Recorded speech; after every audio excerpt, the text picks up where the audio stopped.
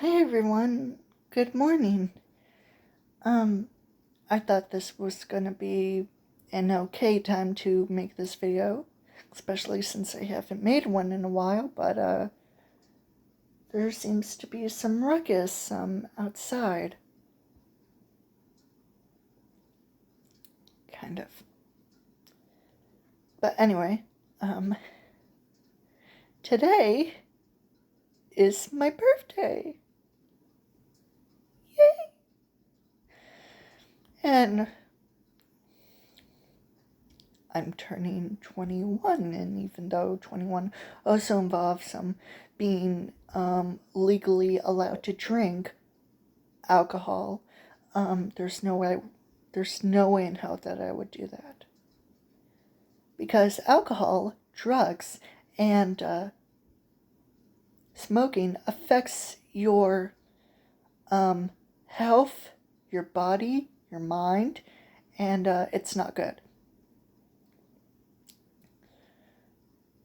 There's just no way that I would drink alcohol, even if I didn't look like a 13-year-old. That would probably sound really weird. Anyway, so this day, I mean, I feel great. I feel fine. And, 6 days ago, I made,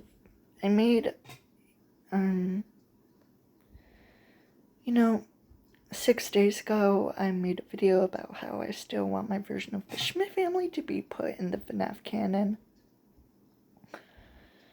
And I also made other videos involving that as well before.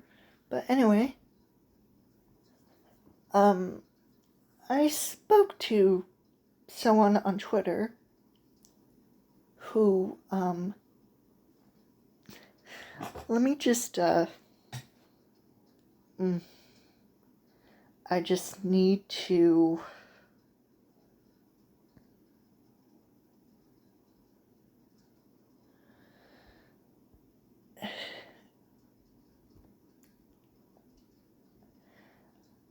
I just need to tell you about this.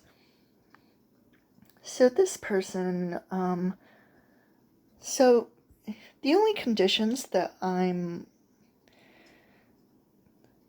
would have for my version of the Schmidt Family to be made into a reality, either by someone's artwork or just like actually put in the FNAF universe canon. I'm not joking. So this person is friends with another person who likes Michael Afton and Mary Schmidt and likes them as a married couple. And with that, they obviously like FNAF and the fan games, including Five Nights at Candy's.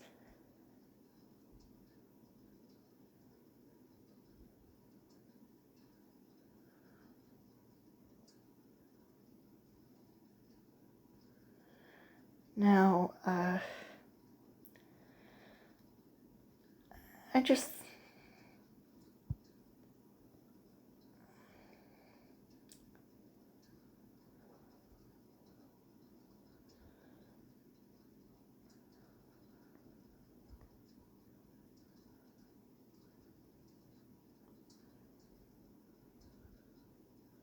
Sorry, I'm just trying to find something really badly.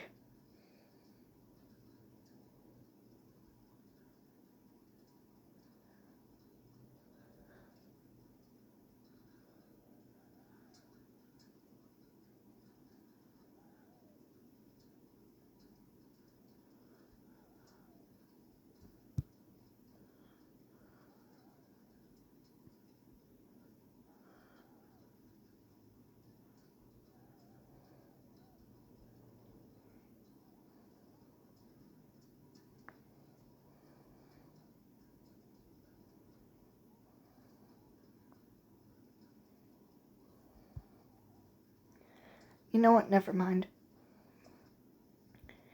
Anyway, I told them how that I love FNAF and the Fan Games, including Five Nights at Candy's, obviously, and that I also love Michael Afton and Mary Schmidt. And they said that they don't know what to say about it. And if you don't know,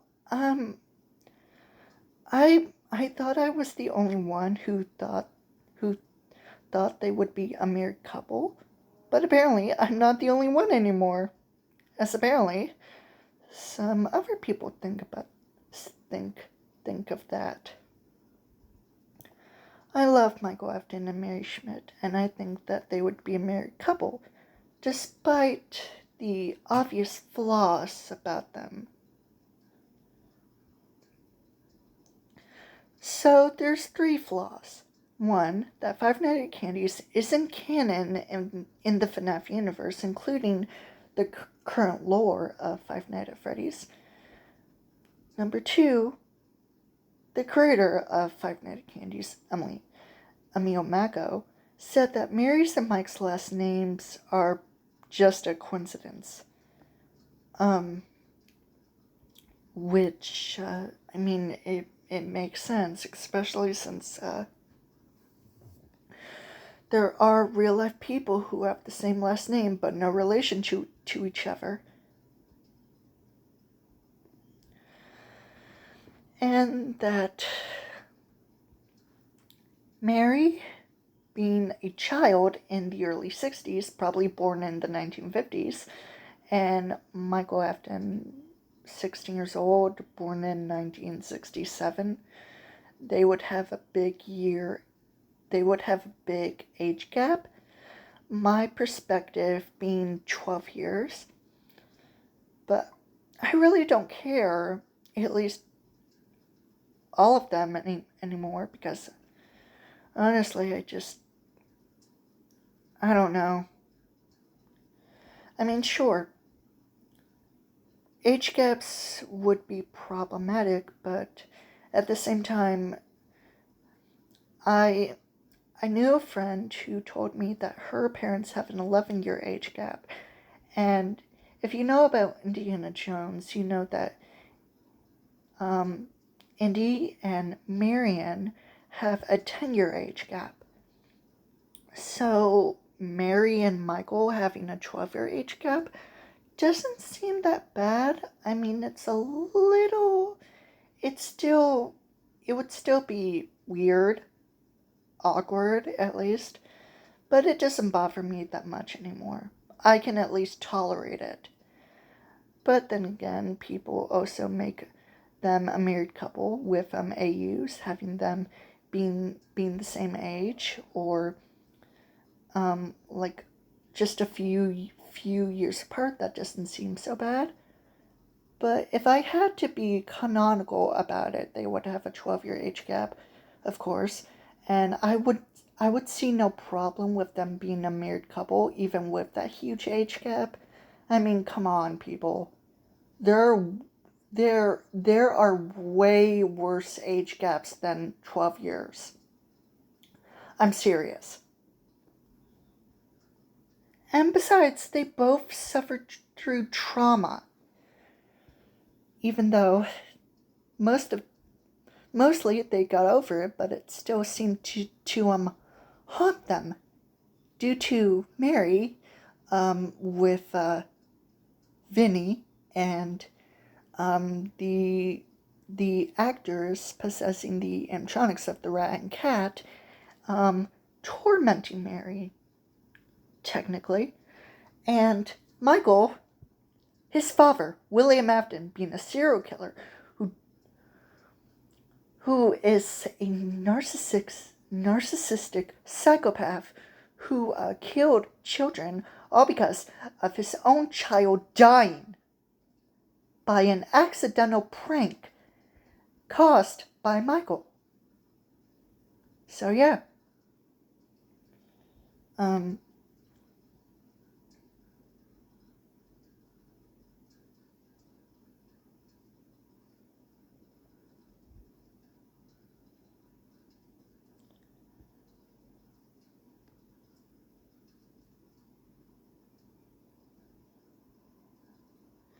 I showed them my version of the Schmidt family.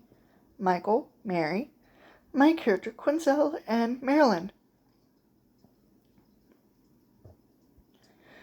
They all have freckles on their noses. They look absolutely... Actually, let me show you. Here they are. Don't they look nice? They all have freckles on their noses. Most of them are wearing turtlenecks, but Quinzel is wearing a knee-length dress. I probably didn't tell them about the outfits that they're wearing, but Mary obviously is wearing the same outfit that she wore as a child, from my perspective, I would say that Mary would wear a green turtleneck sweater with her black pinafore dress, or as it's sometimes called, a suspender dress. She would wear white stockings instead of green that matches the sweater, because let's just say I didn't like it. It was just too much. I mean, as a child it makes sense, but as an adult, not so much. And black ballet flats. Mike is wearing a red turtleneck sweater with a matching beanie, navy blue pants, and brown shoes. Maybe loafers. And he's a werewolf. Quinzel is wearing a black knee-length dress with short sleeves and a white neck scarf. Black and white vertical striped stockings and black ballet flats. Marilyn is wearing a navy blue turtleneck sweater with a matching skirt, a black jacket, white stockings, and black ballet flats. She also has a bow in her ponytail, her braided ponytail. As you might know from this picture, most of Mike, Mary, and Marilyn have brown hair. Their names start with the letter M, obviously, and they're all wearing turtlenecks. Meanwhile, Quinzel has orange hair. Her name starts with a Q, and she even though she also wears turtlenecks, I'll show you. See? Most of the time, Quinzel wears dresses.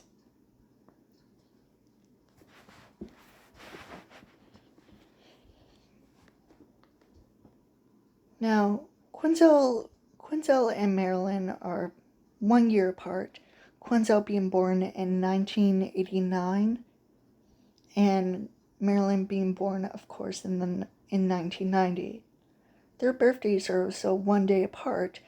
Quinzel being born on July 4th, the 4th of July, and Marilyn July 5th.